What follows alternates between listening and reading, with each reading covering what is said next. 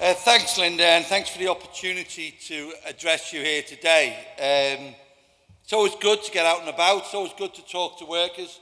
Always good to talk to activists, because when we're on our own and when we deal with all the problems in the world, there's a tendency very easily in the times in which we live to get depressed, demoralised, feel that there's nothing you can do, and just become much more atomised, as it's sometimes called. Well, Rob said, Bridgewater on strike today, as you know, post office, and also one of the reasons why I've got here a little bit late, our members in post office counters have just come from Holloway Road. They're on strike over pay and over what?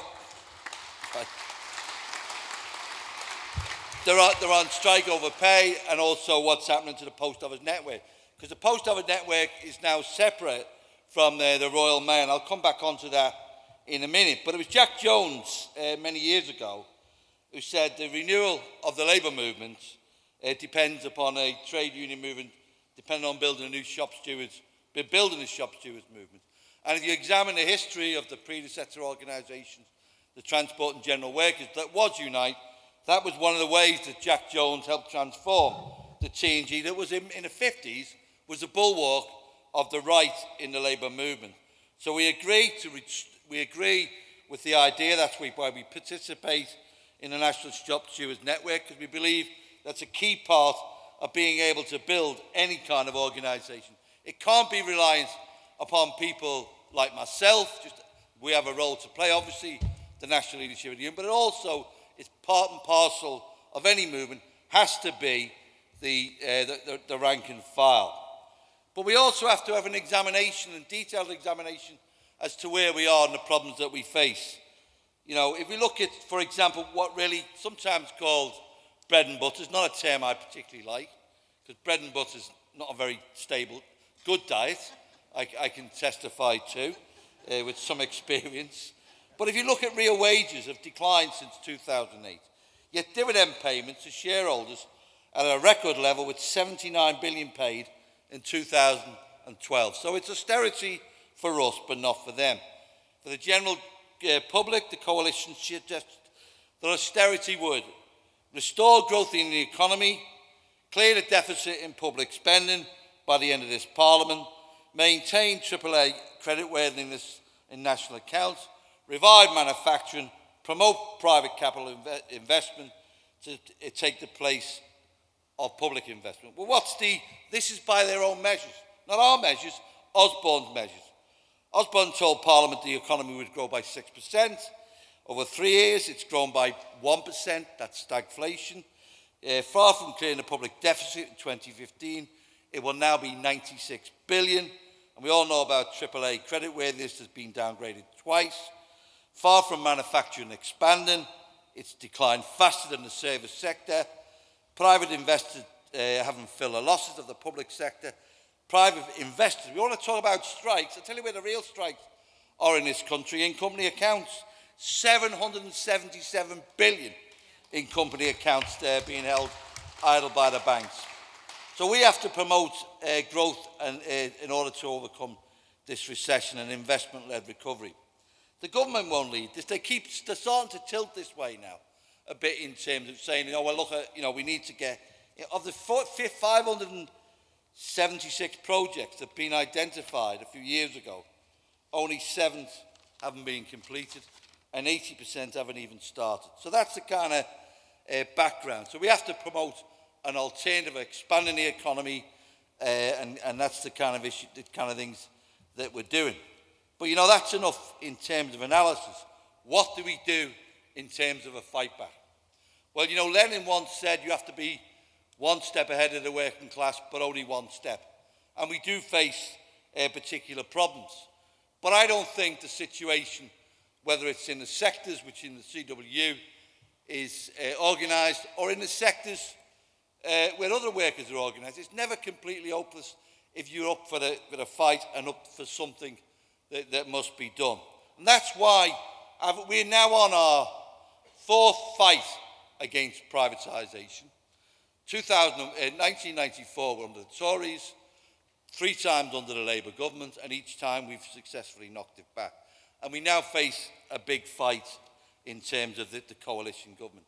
So we decided, I don't think any other union has done this, so, you know, with a little bit of first timer here, we decided to balance our members on their questions on pay, on privatisation, on non-cooperation, on a boycott of competitors' mail. We balloted them in the workplace, but the ballot was independently scrutinised, and we got a 74% turnout in terms of the returns. And our members voted 96% to oppose privatisation.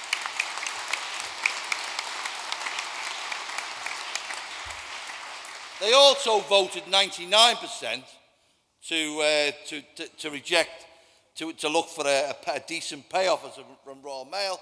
And of course, we're currently scouring the branches, trying to find out 1% who voted no in that particular ballot. So we are up for a fight, and we are moving towards a fight. But here's a little thing. Our members in post office counters have not been offered a pay rise. So they've not even been offered a pay rise. But guess what? Within 3 days of that result being announced, we got a pay offer from Royal Mail. Are they connected? Our members vote 96%. I'm being offered free shares and all the rest of it.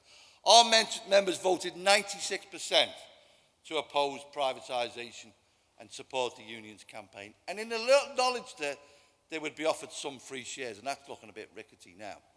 But they voted 96%, and then we got a pay offer, a real pay offer. And by the way, I can't go into too much detail because obviously that's got to be communicated and shared with CWU members before it's displayed anywhere else. But it wasn't, in pay terms, wasn't too bad, near you know, round about inflation, and it's a 3-year deal. Wonder why that was then. Can't think why that was. That's because we've started to fight them. But we're now going to, it looks like we're now moving to industrial action on a range of issues, not just pay, on a number of issues that would impact on our members in terms of what privatisation would mean. But, you know, the terms being used, and in terms of the 24-hour general strike, and I'll just come on to how that happened at the TUC Congress, because I think it was quite interesting. Well, actually, I'll deal with it now. See, there was a vote on the TUC, and it went 16-16. And in the best traditions of the TUC, they said we need further consultation. Whenever the left gets a little bit strong for the left, and I'll put it that way, there's always a bit more need for consultation. And on the morning of Congress, the General Council voted to support the POA resolution. And I think that was a result of activities and pressure being applied in the unions that are represented there. So there's always opportunity, and there's always, so in terms of the general strike, but I think the real question to be addressed is this: how do we do it? So go back to Lenin's dictum, if you like, one step ahead of working class. Linda was at the CWU Broad Left meeting. She talked about a tour, right? We've now got two. We asked for a tour. We've now got 2 tours. We've got the Unite tour and we've got the TUC tour. But this is good. This is good. This is getting out and about and trying to find areas of common action. But we, you know, the other thing, not well known this, but the managers in Royal Mail are Unite members, right? Now we've said to Unite, there's about 8,000 of them. We've said to Unite, we know it's difficult, middle managers, you know, and all the rest of it, how difficult that is. But we would welcome Unite managers at least balloting on the question of privatisation and maybe changes to pensions, because there's definitely, so you think of the potential there.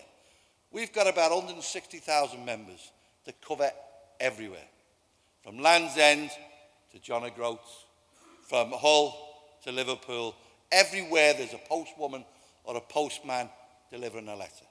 And imagine the potential of a postman or a postwoman talking about privatisation, getting engaged in activity. Because as you'll know, anyone that's ever been involved in strike, people are made as if they suddenly landed from some strange planet. When people get involved in activity, their creativity is engaged. So we've already got the bus tour now. We've got us preparing for strike action in the autumn of this year, round about September. We want Unite. You know, we've got a good record on it. We want Unite to join us. That's a coalition of the will. And sometimes when we talk about these things, we get a little bit too up there, and we need to be much more down there. And also, in summary, just to finish, you know, we need to have an international perspective, because sometimes we look and we go, oh, well, you know, things are really terrible here, and, you know, and da-da-da. And we look at our own history. But when we look internationally, whether it's Brazil or whether it's Turkey, you know, there's hope there. But here's another thing. Moroccan Post, right? Morocco, our images of Morocco, you know, might be a bit coloured by the movie industry. 35 million people live in Morocco, and about 15 million people live in Tunisia. Those two governments proposed privatisation. And the postal work, and this is only in the last couple of months, last 6 months, the postal workers in their country went on strike and they shelved it. The governments of the day shelved it. So we need to all the time. Yes, we need our historic perspective, but we also need, you know, our international perspective. And in closing, in these times in which we live, you know, if you think about what do people think about the world of work, what is the image that we were given of the world of work? Well, when I was growing up, there was a great TV show called The Rag Trade. Some people may remember it, right? And in the rag trade, what used to happen, the management used to propose something, the workers used to oppose it, and the workers always won. And 20 million people watched that programme. 20 million people watched that programme. And the shop steward was a woman. Nowadays, what we get is The Apprentice. And what did he tell them in The Apprentice? How do you work in work? What they say in The Apprentice is they say, the way to make progress in work is pick on her, pick on him, pick on him, pick on him. Well, do you know what? I always think of Paddy, and that was the name of the shop steward, played by Miriam Carlin. If Paddy was on The Apprentice, she would have said, Sugar, we've listened to what you've got to say. We're going on strike until our terms and conditions improve. That's what we need. Fight back. Thank you very much.